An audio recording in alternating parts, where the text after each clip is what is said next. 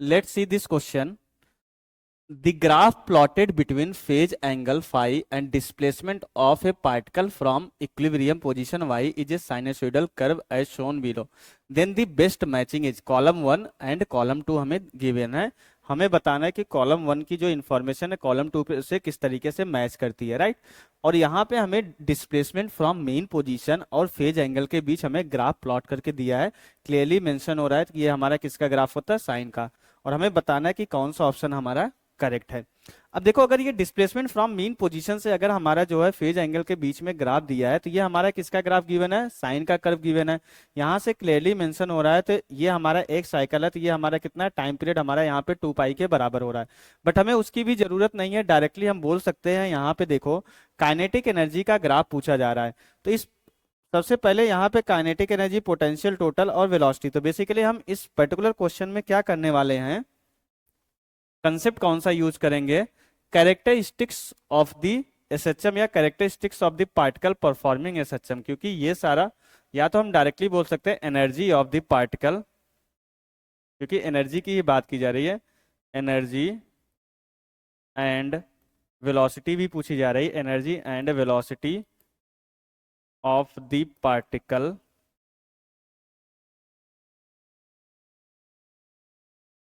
Performing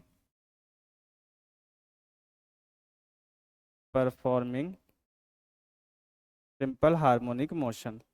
और इसमें basically graphical analysis पूछा जा रहा है, ग्राफ्स पूछे जा रहे हैं. ठीक है, इनके ग्राफ की बात की जाएगी. एनर्जीज क्या, फेज एंगल के साथ ग्राफ की बात की जा रही है, राइट. अब देखो, अगर इस क्वेश्चन में हमें क्या बोला जा रहा है, काइनेटिक एनर्जी का ग्राफ. हमें सबसे पहले यहां पे अगर हम देखें displacement from mean position of phase angle का हमें ग्राफ गिवन है, तो इसके बाद हमें क्या बताना है, काइनेटिक एनर्जी का. तो काइनेटिक एनर्जी का अगर हमें ग्राफ देखना है तो सबसे पहले अगर हम देखें तो यहाँ पे y इक्वल टू क्या, इसका एक्सप्रेशन क्या आ जाएगा. तो वैसे एक्सप्रेशन भी हमें निकालने की जरूरत नहीं है.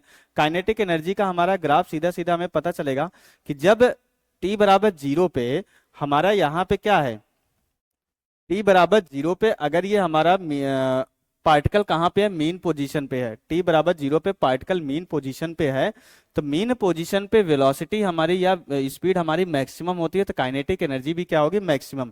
तो यहाँ पे देखो काइनेटिक एनर्जी का ग्राफ हमारा यही होगा, क्योंकि यहाँ पे ये वैल्यू हमारी मैक्सिमम है. ठीक है, और ये वैल्यू मैक्सिमम में, अब आप ये बोलोगे यहाँ पे ये भी वैल्यू मैक्सिमम है, बट हमारा क्या होता है कि काइनेटिक एनर्जी या पोटेंशियल एनर्जी में क्या आता है कि साइन स्क्वायर ओमेगा टी का टर्म आता है. क्योंकि हमें पता है कि काइनेटिक, अगर हमारा सिंपल हार्मोनिक मोशन के लिए एक्स क्या होता है, एक्स की जो इक्वेशन होती है A sine omega t plus phi है, तो यहाँ से कॉस वेलोसिटी क्या आ जाता है हमारा, A omega cos omega t plus phi आ जाता है, राइट. तो वैसे भी ये हमारा क्या है, अगर हम यही एक्सप्रेशन लिखे तो ओमेगा टी की वैल्यू जब 0 है तो डिस्प्लेसमेंट हमारा 0 है. तो यहाँ से हम डायरेक्टली यही एक्सप्रेशन के थ्रू मैं आपको एक्सप्लेन कर देता हूँ. वाई इक्वल टू ए, हमारा एम्पलीट्यूड के बारे में नहीं पता तो ए साइन ओमेगा टी है, राइट. तो वेलोसिटी का इसको अगर डिफ्रेंशिएट करेंगे तो क्या हो जाएगा, A omega cos omega t. तो काइनेटिक एनर्जी यहाँ से क्या आ जाएगी हमारी, 1/2 m A square omega square cos square omega T.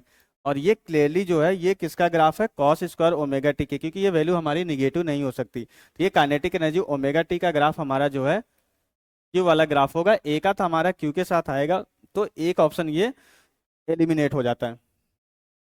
Potential energy का हमें देखना है, तो पोटेंशियल एनर्जी का सीधा सीधा ग्राफ क्या होता है, पोटेंशियल एनर्जी हमारी क्या होती है, पोटेंशियल एनर्जी हमारी होती है, अगर मीन पोजीशन पे पोटेंशियल एनर्जी 0 है तो 1/2 के वाई स्क्वायर, किसी भी डिस्प्लेसमेंट फ्रॉम मीन पोजीशन पे किसी पॉइंट पे अगर पार्टिकल है तो डायरेक्टली ये पोटेंशियल एनर्जी होती है. तो यहाँ से डायरेक्टली अगर हम इसको लिखें तो 1/2 के वाई हमारा क्या है, A square sine square omega t.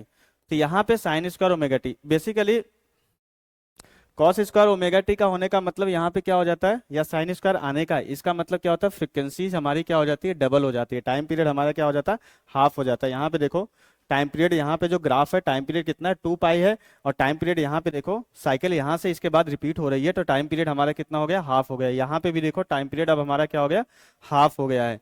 तो यहाँ पे ये पोटेंशियल एनर्जी का ग्राफ होगा, क्योंकि अगर हम यहाँ पे चेक करें तो ओमेगा टी की वैल्यू 0 रखोगे तो साइन की वैल्यू 0 हो जाएगी, साइन स्क्वायर की वैल्यू, तो ये पोटेंशियल एनर्जी 0 हो जाएगा, और ये वैल्यू हमारी जो है कभी भी निगेटिव नहीं होगी। तो यहाँ से देखो पोटेंशियल एनर्जी, वैसे भी मैग्नीट्यूड की बात की जा रही है यहाँ पे, तो ये पोटेंशियल एनर्जी का ग्राफ हो जाएगा, पोटेंशियल एनर्जी और ओमेगा टी के फेज एंगल के बीच। तो बी हमारा किससे मैच कर रहा है, पी से मैच कर रहा है, तो ए का क्यू बी का पी। तो अभी डी ऑप्शन हमारा एलिमिनेट हो गया। अभी भी हमें आगे भी calculate, total energy versus phase angle. देखो सिंपल हार्मोनिक मोशन में टोटल एनर्जी हमेशा कांस्टेंट रहती है। अगर आप इन्हीं दोनों को ऐड कर दोगे तो sign square omega t plus cos square omega t और एम ओमेगा स्क्वायर के की ही वैल्यू होती है, तो दोनों ऐड होकर के पोटेंशियल टोटल एनर्जी हमारी कितनी आ जाएगी, 1/2 के ए स्क्वायर के बराबर आ जाएगी। तो ये कांस्टेंट होती है, इसलिए हमारा सी का एक ही वैल्यू कांस्टेंट है आर वाला, तो सी का हमारा किससे हो जाएगा, आर हो जाएगा। तो बी ऑप्शन करेक्ट हो जाएगा, सी भी एलिमिनेट हो जाएगा। अगर वेलोसिटी, अगर हम फिर भी वेलोसिटी कैलकुलेट करना चाहें, velocity versus phase angle curve, तो वेलोसिटी का तो अभी हमने एक्सप्रेशन निकाला है ए ओमेगा कॉस ओमेगा टी। तो यहाँ पे फ्रीक्वेंसी या टाइम पीरियड चेंज नहीं हो रहा है, सिर्फ और सिर्फ एम्पलीट्यूड चेंज हो रहा है, और साइन का फंक्शन किस में कन्वर्ट हो रहा है, कॉस में कन्वर्ट हो रहा है। अब अगर हम यहाँ पे ऑप्शन चेक करें तो जब ये 0 है मीन पोजीशन, उस समय वेलोसिटी हमारी मैक्सिमम होनी चाहिए, साइन का ही फंक्शन, सॉरी यानी साइन का ही फंक्शन हमारा किस में कन्वर्ट हो रहा जा रहा है, कॉस के फंक्शन में कन्वर्ट हो जा रहा है। तो हमारा डी का क्लियरली मेंशन हो रहा है एस से, तो डी का हमारा एस से मैच कर रहा है। तो second option is the correct option for this particular question.